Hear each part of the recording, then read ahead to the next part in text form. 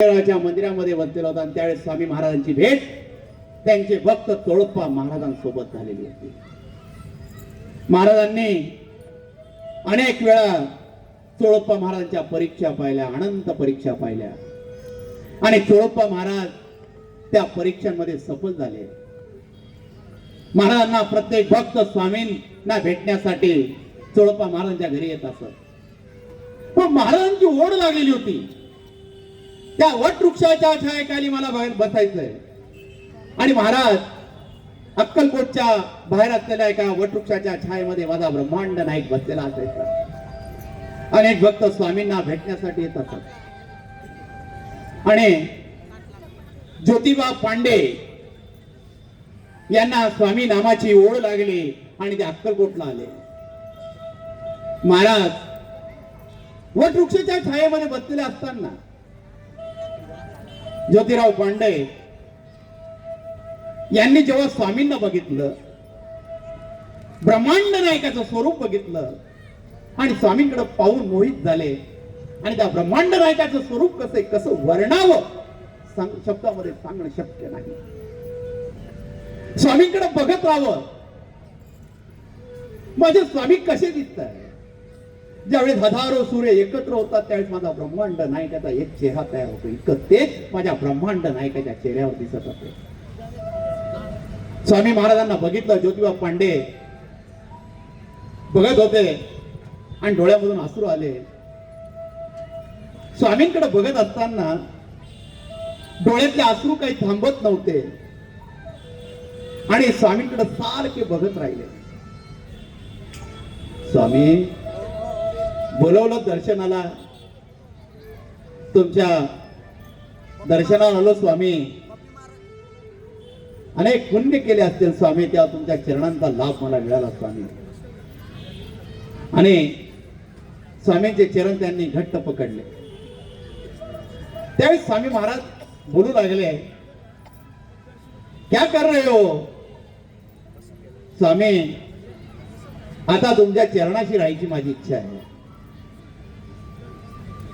आणि त्यावेळेस ते स्वामींची सेवा करू लागले. आणि महाराजांनी त्यांना सांगितलं, ज्योतिबा अरे पाण्याची व्यवस्था कर, आम्हाला ताण लागलेली आहे, थोड्या वेळ दर्शन थांबून घ्या.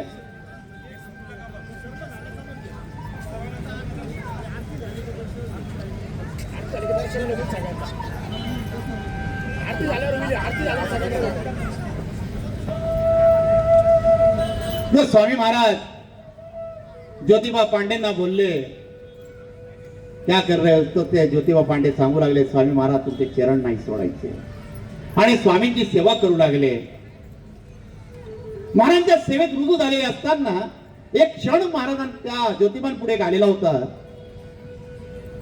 आणि स्वामी त्यांना सांगतात, हा पांडे आम्हाला ताण लागलेले, पाण्याची व्यवस्था कर, ताण लागलेली आहे. महाराज हे शब्द बोलले. ह्या ज्योतिबा पांडेंनी बादली घेतली आणि एक घागर घेतली, दोरी घेतली आणि तिथून चालू लागले. महाराज त्यांना उद्गारून बोलू लागले, कहा जा रहे हो. स्वामी पाणी घेऊन येतो विहिरीवरून. त्या स्वामी बोलू लागले, आज वटवृक्ष मंदिराजवळची आहाड आहे. तो महाराज बोलले, इथे का पाणी येत नाही, इथं आड आहे. काय पांडे सांगू राहिले, ज्योतिबा महाराज हे पाणी खारट आहे, मी गोड पाणी घेऊन येतो. काय बोलतोस, कोण म्हणते पाणी खारट आहे. महाराजांनी आपल्या गळ्यामधल्या रुद्राक्षांच्या माळा काढल्या आणि त्या आहाडामध्ये टाकल्या. हा ज्योतिबा आता बघ पाणी घालतंय, काढू पाय. आणि त्यावेळेस ज्योतिबांनी पाणी बाहेर काढलं आणि स्वामींना दिलं. त्यावेळेस स्वामी बोलू लागले, अरे तू पिणार नाही का आम्हाला पाणी वाचतो. आणि त्या ज्योतिबांच्या हातामध्ये स्वामींनी पाणी दिलं. ते पाणी पूर्ण गोड लागू लागलं. स्वामींकडे बघू लागले, स्वामी महाराज आज हे तीर्थ तुम्ही मला दिलं स्वामी, जी लीला मला दाखवली स्वामी महाराज, हे पाणी असंच गोड राहील का? महाराज बोलू लागले, या कोणी अक्कलकोट मध्ये येईल, जो कोणी इथलं पाणी पेईल त्याला हे सतत गोड लागेल. अनेकांची ताण भागोय. या अक्कलकोट मध्ये कधी दुष्काळ पडला पण ह्या आडातलं पाणी कधीच आटणार नाही, हा स्वामींनी आशीर्वाद त्यावेळी दिलेला होता. आणि आजही वटवृक्षाच्या छायेमध्ये तो आड तसाच आहे आणि अजून सुद्धा त्याला पाणी भरपूर आहे. आणि जे वटवृक्ष मंदिर आहे अक्कलकोटला, पहिली कुटिया कोणी बांधली असेल तर ती ज्योतिबा पांडेंनी बांधलेली आहे त्या अक्कलकोटमध्ये. आणि नंतर मालोजी राजांनी, चोळप्पा महाराज झाले, बाळप्पा महाराज झाले, सुंदराबाई झाले, यांना पगार देऊन स्वामींची सेवा करायला लावली आणि त्या वटवृक्ष मठाची स्थापना तिथं झाली. आणि स्वामींच्या लीलांना सुरुवात झाली त्या ठिकाणी अक्कलकोटमध्ये. अनेक भक्त अक्कलकोटला येऊ लागले. प्रत्येक ठिकाणी स्वामींचं नाव प्रत्येकाच्या मुखामध्ये होतं.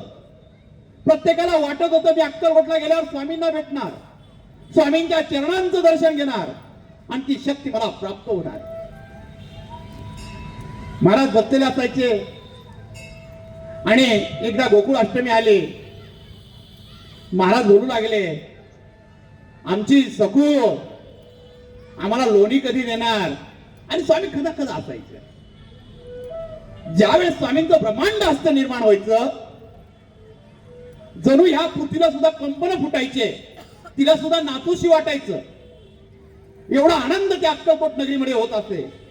कारण की ज्यावेळेस स्वामींचं ब्रह्मांड हस्त निर्माण व्हायचं त्यावेळेस स्वामी महाराजांपुढे कोणताही भक्त गेला, स्वामी महाराज म्हणजे तुला काय पाहिजे ते मी देऊन टाकतो, आणि स्वामींचा आशीर्वाद त्यांना मिळत असे. तर ही सकू होती. महाराज बोलू लागले, आमची सकू आम्हाला लोणी कधी देणार? आणि अक्कलकोट पासून 2-4 किलोमीटरवर ही सकू राहत असे, लोण्याचा धंदा करत असे. आणि घरामध्ये मनामध्ये भाव ठेवायची, मी अक्कलकोटला एक दिवस जाईल, मी स्वामींना बघेल, माझ्या हातचं लोणी माझ्या स्वामींच्या मुखामध्ये भरवेल, हा भाव तिने मनामध्ये निर्माण केलेला होता. पण अक्कलकोटला जायलाच जमत नाही. तिच्या मैत्रिणी जाऊ राहिल्या, सर्वे जाऊ राहिले, पण हिचा योग काय अक्कलकोट पर्यंत येत नव्हता. हिच्या मनामध्ये भाव निर्माण झाला, मी एक दिवस तरी अक्कलकोटला जाणार. आणि स्वामींच्या लीला फार निराळ्या असतात. महाराज त्यांच्या जवळ त्याच भक्ताला बोलवतात, त्यावर स्वामींची कृपा असते. कोणी स्वामींपर्यंत पोहोचत नाही. आज आपण स्वामींच्या कथेला बसलो आहोत. महाराजांच्या गुरुलीलामृत ग्रंथामध्ये सांगितलेले, माझ्या कथेचं वर्णन तोच भक्त ऐकेल, त्याच्यावर माझी कृपा आहे आणि तोच माझी कथा त्याच्यापर्यंत पोहोचेल. कारण स्वामींच्या लीलांचं वर्णनामध्ये असं सांगितलं जातं की स्वामींच्या लीला इतक्या घडलेल्या आहे की जर स्वामींच्या लीलांमध्ये एक एक लिखाण जर केलं तर महाभारतासारखे 10 ग्रंथ सुद्धा कमी पडतील, एवढ्या लीला माझ्या ब्रह्मांड नायकाच्या अक्कलकोट मध्ये झालेल्या आहे. म्हणून स्वामी महाराज सांगतात, माझा भक्त माझ्या इच्छेशिवाय माझ्यापर्यंत पोहोचू शकत नाही. आणि ज्या भक्त माझ्यापर्यंत पोहोचू शकत नाही त्या भक्ताला यायला अडचणी असतील, त्या भक्तांपर्यंत मी पोहोचेल, ते पादुकांच्या स्वरूपामध्ये तुमच्यापर्यंत पोहोचलेले ही स्वामी कृपा आहे. हा स्पर्श आहे स्वामींचा. ही सकू काय विचार करायची, मला स्वामींना लोणी द्यायचंय, मी अजून स्वामींना बघितलेलं नाहीये, मी कधी जाणार स्वामींकडे? आणि गोकुळ अष्टमी आली आणि स्वामी महाराज मालोजी राजांच्या दरबारामध्ये बसलेले होते. आणि त्या ठिकाणी स्वामी असताना हिने विचार केला, सकुनी अक्कलकोटला जायचं, पण निरोप मिळाला की स्वामी महाराज राजांच्या दरबारामध्ये आहे, दर्शन होणं शक्य नाही. आणि घरामध्ये बसलेले असताना श्रीकृष्णाची प्रार्थना करत होते. आणि प्रार्थना करत असताना डोळे भरून आले, महाराज लोणी तुमच्यासाठी आज बनवलेलं आहे. आज मनापासून इच्छा केली होती तुमच्यापर्यंत पोचावं, लोणी तुम्हाला द्यावं, माझ्या हाताने घास भरवावा, एकदम मनापासून स्वामींची प्रार्थना करत होते. आणि स्वामी महाराज राजाच्या दरबारामध्ये चोपाळ्यावर बसले होते, झोके घेत होते. हा सगळं तुला लोणी द्यायचं, आम्ही येणार, काही करू बस, आम्ही येणार, तुला लोणी खाणार, हे स्वामी महाराज बोलू लागले तिथून. आता मालोजी राजांच्या दरबारामध्ये अनेक भक्त होते. महाराज असं का बोलताय? मग त्यावेळेस ही सखू प्रार्थना करत असताना माझा ब्रह्मांड नाईक तिच्या घरी प्रगट झाला आणि सखू स्वामींना पाहून भारावून गेली आणि स्वामींचे चरण घट्ट पकडले. स्वामी तुम्ही आलात? हो. माझी लेक मला बोलवतील, मग मी काय येणार नाही? माझ्या लेकीने जर मला आवाज दिला, मला यावंच लागेल. आणि सखू रडू लागले, स्वामींचे चरण घट्ट पकडले. महाराज आज गोकुळाष्टमी, तुम्हाला लोणी द्यायचं स्वामी. हो मग तुझ्याकडे लोणी घ्यायला आलेलो आम्ही, आज तुझ्या हातचं लोणी घेणार आम्ही. हा सगळं पुढे लोण. सखू पटकन आली, ताटलीमध्ये लोणी घेतलं आणि आपल्या हातामध्ये घेतले आणि स्वामींच्या मुखामध्ये भरवू लागली. आणि माझा ब्रह्मांड नायक त्या ठिकाणी खाऊ लागला आणि भक्ताच्या मुखामध्ये एकच येऊ लागलं, स्वामी जेवले हो स्वामी जेवले, या डोळ्यांनी मी पाहिले. स्वामी जेवले हो स्वामी जेवले, या डोळ्यांनी मी पाहिले, या डोळ्यांनी मी पाहिले. स्वामी जेवले हो स्वामी जेवले, हो स्वामी जेवले, या डोळ्यांनी मी पाहिले. स्वामी जेवले हो स्वामी जेवले, या डोळ्यांनी मी पाहिले. कमरेवरचा काढून हात चालविला हा वरण भाव, कमरेवरचा काढून हात चालविला हा वरण भाव. मोळे मोळेचा कानविला, देव देवला हो देव देवला. हो स्वामी जेवले हो स्वामी जेवले, या डोळ्यांनी मी पाहिले, या डोळ्यांनी मी पाहिले. स्वामी जेवले हो स्वामी जेवले, हो स्वामी जेवले, या डोळ्यांनी मी पाहिले. स्वामी जेवले हो स्वामी जेवले, या डोळ्यांनी मी पाहिले. स्वामींना साक्षात सखू भक्ती आहे आणि स्वामी महाराज दोन्याचा घास खात आहे. ब्रह्मांड नायक तृप्त झालेला आहे. सखूच्या डोक्यावर आशीर्वाद देत आहे स्वामी महाराज आणि सखूला सांगताय काळजी करू नकोस, मी तुझ्या सोबत आहे. आणि तिला आशीर्वाद देत आहे. ज्या स्वामींच्या आशीर्वादामध्ये एवढी मोठी शक्ती आहे, त्यावेळेस स्वामी महाराज बोलतात आणि महाराजांच्या फोटोमध्ये सुद्धा कायम लिहिलेलं असतं. आणि तो आशीर्वाद एकदा मिळाला, आपण वाचला, हजारो हातींचं बळ आपल्याला भेटत असतं. तो ब्रह्मांड नायक एकच शब्द बोलत असतो, भिवू नकोस, मी तुझ्या पाठीशी आहे. हजार हातींचं बळ आपल्या पाठीशी उभं राहतं. सकुनी घास भरवला, स्वामी महाराज आनंदित झाले आणि महाराज तिथून अदृश्य झाले. आणि ज्यावेळेस स्वामी महाराज मालोजी राजांच्या दरबारामध्ये चोपाळ्यावर बसत होते, झोके घेत होते आणि महाराजांच्या ओठाला पूर्ण लोणी लागलेलं होतं. मालोजी राजे विचारत होते, महाराज हे तोंडाला सफेद काय लागलेलं आहे? आणि त्या मालोजी राजांनी त्या ठिकाणी बोट लावला आणि आपल्या जिभेला स्पर्श केला तर त्यांना लोण्याचा स्वाद आला. मालोजी राजे बोलू लागले, स्वामी तू उठले नाही तरी स्वामींच्या मुखाला लोण्याचा प्रसाद कसला. मालोजी राजांनी ही लीला आपल्या डोळ्यांनी बघितलेली होती की स्वामी महाराज ज्याही भक्तांनी बोलवलं त्याच्यापर्यंत पोहोचत असतात आणि त्याची इच्छा ही पूर्ण करत असतात. अनेकांच्या इच्छा स्वामी महाराजांनी पूर्ण केल्या, अनेक लीला केल्या माझ्या ब्रह्मांड नायकांनी. प्रत्येक भक्तापर्यंत पोहोचले. काही काही भक्तांना स्वामी महाराजांनी पादुका देऊन टाकल्या, या पादुका सांभाळ, माझा झेंडा उभार, माझा मठ स्थापन कर. महाराजांनी प्रत्येक भक्ताला काही ना काही दिलं.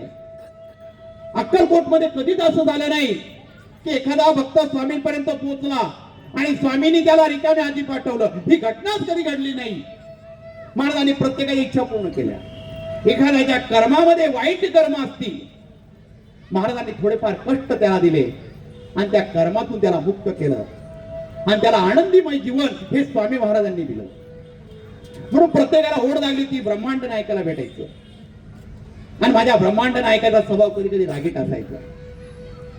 कारण की स्वामी ज्यावेळेस रागामध्ये असायचे त्या गुरुलीलामृतमध्ये वर्णन असं सांगितलं जातं की ज्यावेळेस स्वामी महाराजांना राग यायचा, स्वामींचा राग कधी अनावर होत नसे, तर त्यावेळेस स्वामी महाराजांचे डोळे लाल तेज बंद होत असे. आणि ज्यावेळेस स्वामी महाराजांचे डोळे लाल होत असे, सर्व भक्तांना भीती वाटत असे, स्वामींना राग आलेला आहे, स्वामींना शांत कसं करावं. कोणामध्ये हिंमत होत नसे स्वामींना सांगण्याची की स्वामी शांत व्हा. बाळप्पा महाराज सुद्धा स्वामींपासून बाजूला जात असे, कोणी स्वामी समोर थांबत नसे. पण महाराजांनी एक लीला त्याच्यामध्ये सुद्धा ठेवलेली होती. कारण की अक्कलकोट मध्ये एक मन्याबा येडा होता आणि येडी सोनारी नव्हती. यांची स्वामींप्रती श्रद्धा होती. गावामध्ये जरी येड्यासारखे फिरत असे पण स्वामींचं दर्शन घेतल्याशिवाय कधी जात नसे, स्वामींचं भजनच करत असे. आणि ज्यावेळेस स्वामींचा राग अनावर झाला, स्वामी शांत होत नसते, त्यावेळेस या सोनारी नेडीला आणि या मन्याबाला स्वामींसमोर उभं करत असते. आणि जेव्हा स्वामींसमोर उभं केल्यावर स्वामी रागात असायचे आणि सोनारी नेडीला मन्याबा स्वामींसमोर जात असते आणि एक भजन म्हणत असे, ज्ञानबा तुकाराम बोडकीचं काय काम, ज्ञानबा तुकाराम बोडकीचं काय काम, ज्ञानबा तुकाराम बोडकीचं काय काम, ज्ञानबा तुकाराम बोडकीचं काय. आणि हे भजन जसं जसं रंगत जात असते तो माझा ब्रह्मांड नाही ब्रह्मांड हस्ते निर्माण करत असे. आणि त्यावेळी स्वामी महाराज हसत असे. आणि ज्यावेळेस स्वामी महाराज हसले समजून घ्यायचं आपली इच्छा पूर्ण झाली. आणि स्वामी एखाद्या भक्ताला बोलवायचे, त्याला निरोप कसा पाठवायचे हे स्वामींनी सर्व ठरवून ठेवलेलं होतं. नाही तर त्या बीडकरांना काही गरज होती का स्वामींपर्यंत येण्याची? का 18 विश्व दारिद्र्य त्याच्या पदरी पडलेलं होतं.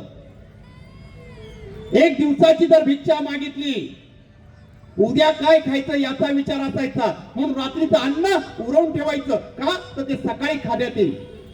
एवढी वाईट परिस्थिती त्याची होती. घरामध्ये गंगा नावाची गाय होती.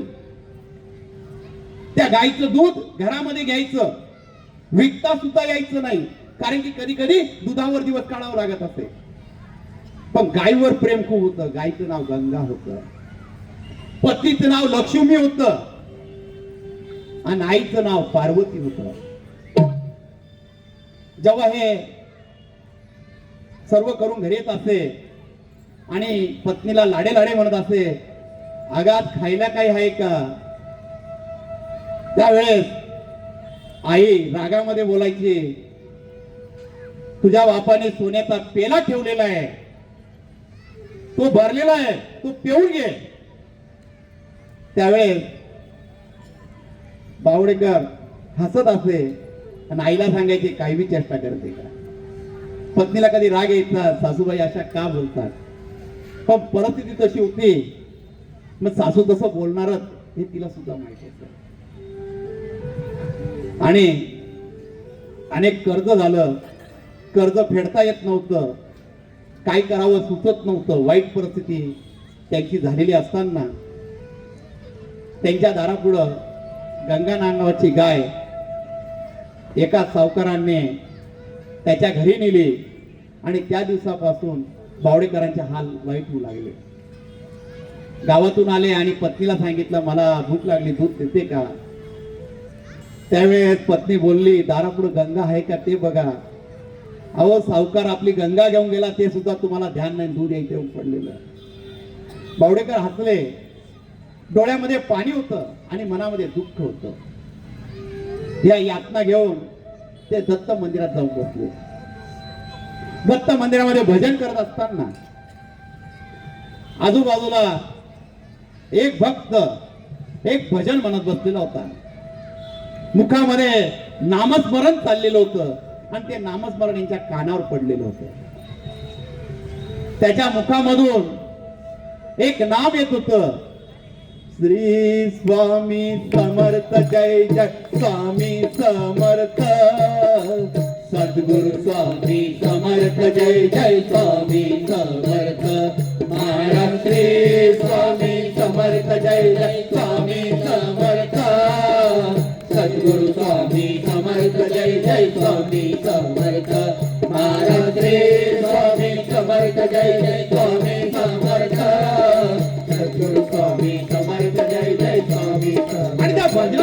त्यांनी ऐकला. हा आवाज मला बोलवतोय, मला काहीतरी आठवतोय, ह्या नावामध्ये काहीतरी शक्ती आहे. म्हणून ते मंदिराच्या चारी बाजूला शोधू लागले, हे नाव कुठून येतंय. मंदिराच्या चारी बाजूला शोधताना एक आंधळा भक्त तिथं बसलेला होता आणि तो स्वामींचं भजन म्हणत होता. पावडेकर तिथं गेले. तुम्ही हे कोणाचं नाव घेता? मी ब्रह्मांड नायकाचं नाव घेतो, माझ्या स्वामींचं नाव घेतो. माझे स्वामी अक्कलकोटचे दत्त अवतारी, दत्त महाराजांचा तिसरा अवतार श्री स्वामी समर्थ महाराज अक्कलकोटला प्रगट झालेले. मी त्यांचं दर्शन करून आलो. त्यापासून जीवनामध्ये मला जो आनंद मिळालेला आहे, जे स्वामींचं दर्शन मिळालेले ते फार वेगळे. मुखामध्ये सतत माझ्या ब्रह्मांड नायकाचं नाव असावं म्हणून मी प्रत्येक ठिकाणी माझ्या स्वामी समर्थांचं भजन करत असतो. मला सांगा ना, स्वामी कोण आहे? ही तळमळ या बीडकरांमध्ये झालेली होती. मला स्वामींना बघायचंय. मी आयुष्यामध्ये अनेक नामस्मरण घेतले, पण जी ह्या नामस्मरणाची शक्ती माझ्या हृदयाला लागलेली आहे आणि माझ्या हृदयापासून ते नाव माझ्या मुखामधून निघू लागलेलं आहे, हे माझ्या आयुष्यामध्ये पहिल्यांदाच घडलेलं आहे.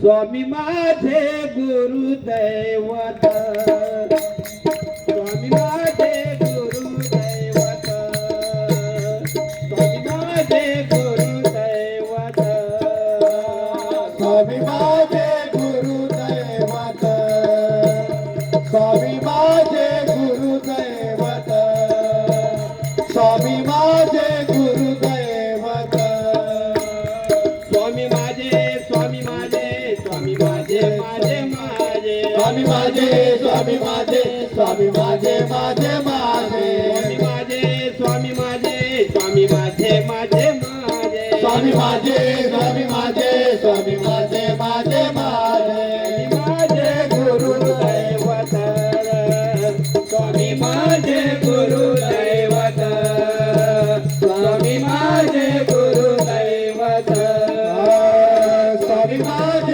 गुरुदैवत, स्वामी माझे गुरुदैवत, स्वामी माझे गुरुदैवत. सद्गुरु श्री स्वामी समर्थ महाराज की जय. हे स्वामींचं नाव ऐकलं माझ्या हृदयाशी लागून गेलेलं आहे. मला त्या स्वामींना भेटलं पाहिजे, मनापासून इच्छा झालेली आहे. मला यांचा पत्ता द्या, मला तिथपर्यंत जाऊन पोहोचायचंय. सोलापूरमध्ये गेलास, तिथून काही अंतरावर स्वामींचं धाम आहे अक्कलकोट. तिथं स्वामी वटवृक्षाच्या छायेमध्ये बसलेले असतात. तिथे कोणाला विचाराय, तुला विचारायची गरज नाही. अक्कलकोटला गेल्यावर ते तुला घ्यायला येतील. ते स्वामी आहेत, तो ब्रह्मांड नायक आहे. ते स्वतःहून तुला बोलावून घेतील. काय बोलतात? मला स्वामींकडे गेलंच पाहिजे. आणि जी स्वामींची ओढ लागली आणि तिथून पळ सुटले, आपल्या पत्नीजवळ आले. गंगा, ए लक्ष्मी, तयारी कर, आपल्याला अक्कलकोटला गेलं पाहिजे. अहो, घरात कशाचा दाना नाही, कुठं अक्कलकोटला जातात. आणि त्यावेळेस तो सावकार ती गाय घेऊन घरी आलेला होता. अरे, ही गाय कशाला दिली? ही दूध देत नाही, काही खात नाही. मी नाही, हत्याचं पातक होत, ही गाय तूच सांभाळ, तुझं कर्ज तूच सांभाळ, मला काही देऊ नको, असं म्हणून सावकार चिडचिड करत निघून गेला. आणि त्यावेळेस त्यांना अनुभव झाला. मी फक्त श्री स्वामी समर्थ हे शब्द बोललो, षडाक्षरी मंत्र. त्या स्वामींचं भजन ऐकलं. हा मला पहिला अनुभव आला की सावकाराने माझी गाय मला परत दिली, माझी गंगा माझ्या घरी परत आली. मला स्वामींनी बोलावलेलं आहे, मला अक्कलकोटला गेलंच पाहिजे, मी अक्कलकोट पर्यंत पोहोचलोच पाहिजे. मी मनामधून तीव्र इच्छा झाली आणि माझ्या स्वामी महाराज तिथून म्हणता, अरे ये, आम्ही तुला बोलवणार. आणि या बीडकरांची एक इच्छा असायची, हे जिथं जायचे तिथं पारायण करत असे. म्हणून यांना पुराणिक बाबा सुद्धा म्हणत असे, कारण की ते पुराण गात असे. म्हणून त्यांना पुराणिक बाबा म्हणून सगळ्यांची ओळख होते. पत्नीला सांगितलं, आईला सांगितलं, अक्कलकोटला जायची तयारी कर, आपल्याला अक्कलकोटला पोहोचलं पाहिजे. आणि त्यावेळेस सासू सुना आणि बीडकर अक्कलकोटला जाण्याची तयारी करू लागले. आणि अक्कलकोटला येऊन पोचले. स्वामींचा दरबार भरलेला होता आणि स्वामींच्या दरबारामध्ये स्वामींपर्यंत पोहोचावं कसं, मनामध्ये ही इच्छा असते. आपण सुद्धा कधी कधी काही काही तीर्थक्षेत्रामध्ये जात असतो. आपल्या मनामध्ये सुद्धा ओढ असते, मी केव्हा मंदिरात जाईल, केव्हा माझ्या गुरुचं दर्शन घेईल आणि केव्हा माझ्या गुरुच्या चरणावर माझ्या मस्तकाचा स्पर्श होईल, ही प्रत्येकाची इच्छा असते. हे तिघ जण अक्कलकोटला येऊन पोहोचले आणि स्वामींची गर्दी पाहून स्वामींपर्यंत पोहोचावं कसं, ही त्यांच्या मनामध्ये इच्छा होऊ लागली. त्यांची पत्नी गेली, तिचं दर्शन झालं, स्वामींच्या चरणांवर आपलं मस्तक ठेवलं, स्वामींनी आशीर्वाद दिला, ती बाजूला झाली. आई गेली, आईने स्वामींच्या चरणांना स्पर्श केला, तिचं दर्शन झालं आणि बावडेकर जवळ जवळ जाऊ लागले आणि त्यांना धक्काबुक्कीने प्रत्येक जण बाजूला करू लागला. स्वामींपर्यंत पोहोचायची पूर्ण इच्छा आहे, पण पोचायचं कसं?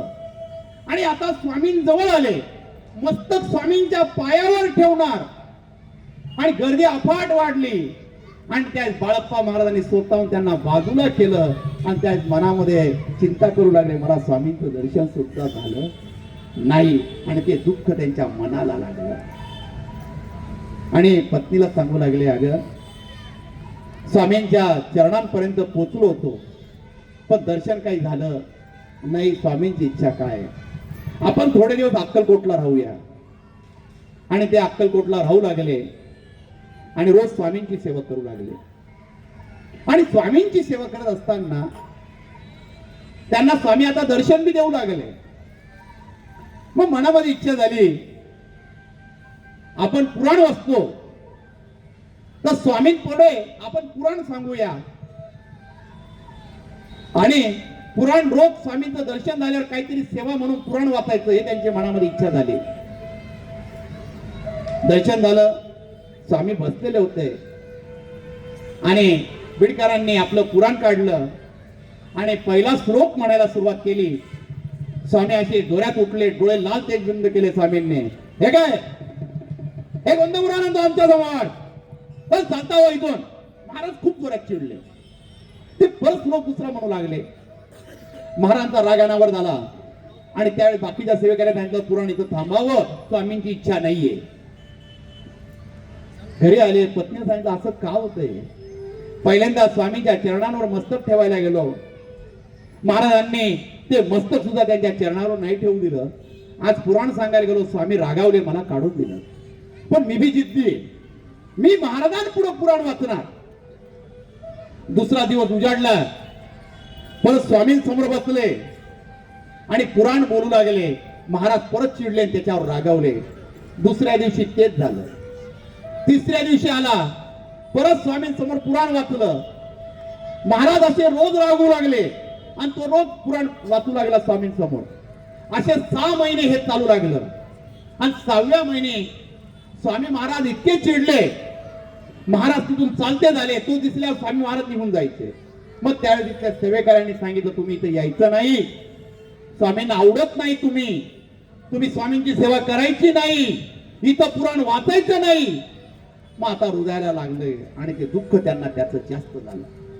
देवा तुझ्या विना रे हे दुःख सांगू कुणाला, देवा तुझ्या विना रे हे दुःख सांगू कुणाला, देवा तुझ्या विना रे हे दुःख सांगू कुणाला, देवा तुझ्या विना रे हे दुःख सांगू कुणाला. सुख दुःख भोगण्याला, सुख दुःख भोगण्याला, देवा तुझ्या विना रे हे दुःख सांगू कुणाला, देवा तुझ्या विना रे हे दुःख सांगू कुणाला.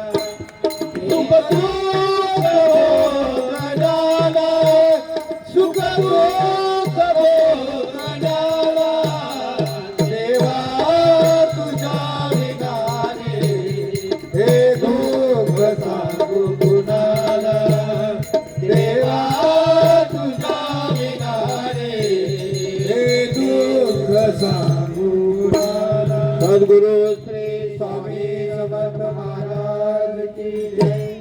ज्यावेळेस स्वामी महाराज निघून गेले त्याचं दुःख त्यांना अपार झालं. ज्या ठिकाणी माझा ब्रह्मांड नाहीत मला विचारत नाही तर जीवन जगण्यात मला अर्थ नाही. हा देह मी त्याग केला पाहिजे, हा संसार आता मी सोडून दिला पाहिजे. ज्या ठिकाणी स्वामीच मला जवळ करत नाही तर मला जीवन जगूनच फायदा नाही. आणि ढसा ढसा रडू लागले. पत्नी समजूत काढते, अहो असं काही नाही हो, स्वामी नक्की तुम्हाला जवळ घेतील, काहीतरी आपलं चुकलं असेल. पत्नी समजूत काढत होती पण मनामध्ये जी याचना स्वामींबद्दल होती आता ती दुःखामध्ये बदलून गेलेली होती. डोळ्यामध्ये फक्त अश्रू होते. स्वामी फार अपेक्षा होतात तुमच्या चरणी सेवा करायची पण तुम्ही मला जवळ करत नाही स्वामी, तुम्ही मला बाजूला केलं स्वामी. जर तुमचे चरणच मला भेटत नसेल स्वामी तर माझा जगून उपयोग नाही. मनामध्ये निश्चय फार केला. आणि रात्री पत्नी आणि आई झोपली आणि रात्री 12 नंतर मध्यकाळी ते उठले. आईच्या चरणांजवळ बसले, रडू लागले. आई येतो आता, हा प्रवास माझा संपवतो. तुम्ही मला जन्म दिला, माझं भाग्य मला लाभलं, मला स्वामींचं दर्शन झालं. आईचा आशीर्वाद घेतला. नंतर पत्नीच्या डोक्याजवळ जाऊन बसले आणि पत्नीच्या डोक्यावर हात फिरवला. तू सतत खंबीर माझ्याशी पाठीशी उभी राहिली, प्रत्येक वेळेस मला साथ दिली, आयुष्यभर तू मला साथ दिली, पण मी तुला आता साथ देऊ शकत नाही, मला क्षमा कर, मी जातोय, मी कायमचा जातोय, मला क्षमा कर, क्षमा कर.